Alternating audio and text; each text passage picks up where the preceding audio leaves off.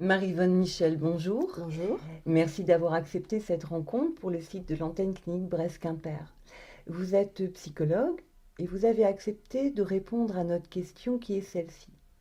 Quelle est la phrase, le texte de Jacques Lacan, Freud, qui a pu vous percuter et orienter votre clinique?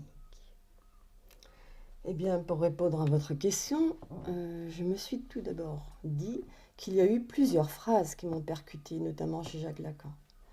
Les célèbres phrases telles que il n'y a pas de rapport sexuel, la femme n'existe pas, il y a de l'un, etc. Et puis m'est revenue la première phrase sur laquelle je me suis arrêtée dans le tout début de mes lectures. Le désir est la métonymie du manque à être. C'est une phrase que nous trouvons dans le texte de 58, Les directions de la cure, et qui, je trouve, reste précieuse par rapport à la question de notre orientation dans la clinique. Alors, pourriez-vous nous faire un petit commentaire de cette phrase? Oui, la question de l'être du sujet de l'inconscient n'est abordée par Jacques Lacan que par le biais du manque. Le manque à être qui est au cœur de l'expérience psychanalytique.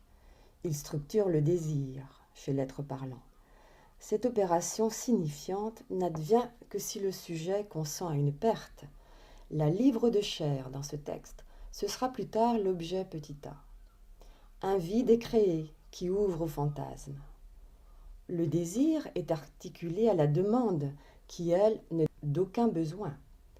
En demandant, le sujet amène au jour son manque à être, avec l'appel d'en recevoir de l'autre le complément. Or, ce qui est donné à l'autre de combler est ce qu'il n'a pas, en tant qu'il est le lieu du signifiant du manque. Le désir s'articule au signifiant phallique, qui sert de référent au sujet, qui, lui, a à s'orienter dans le monde et à se positionner quant à son devenir en tant qu'homme ou femme. En l'absence de signification phallique, certains sujets n'ont plus cette boussole, je pense notamment aux sujets psychotiques. Le désir est métonymique dans un jeu de furet le long de la chaîne signifiante. Il peut se présenter sous la forme de dénégation. Il nous échappe, il nous surprend via un lapsus, un acte manqué, un rêve. Il peut produire un symptôme. Le désir se saisit dans l'interprétation avec des effets de vérité, mais Lacan, dans la direction de la cure, nous indique déjà qu'il faut prendre le désir à la lettre, c'est-à-dire non pas au niveau du sens, mais à partir de sa matérialité. Le symptôme qui est produit a un versant signifiant et un versant jouissance.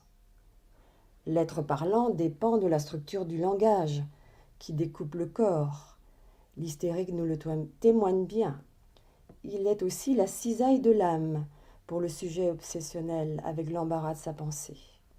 Le corps peut également n'être pas suffisamment séparé de la jouissance, notamment chez le schizophrène. Mais quid du désir du psychanalyste? Ce n'est qu'à partir de sa propre psychanalyse qu'il va pouvoir opérer dans le transfert avec l'analysant, en ne répondant pas à la demande, pour relancer la question de ce qui cause son désir. Il maintient cette place vide en tant que semblant d'objet petit a. Ceci dit, nous rencontrons aussi des sujets sans demande, qui ont leur objet de jouissance, venant boucher la question de leur désir. Alors, Jacques Lacan nous indique que ce que l'on peut espérer à l'issue d'une cure psychanalytique, c'est de tirer au clair l'inconscient dont on est le sujet.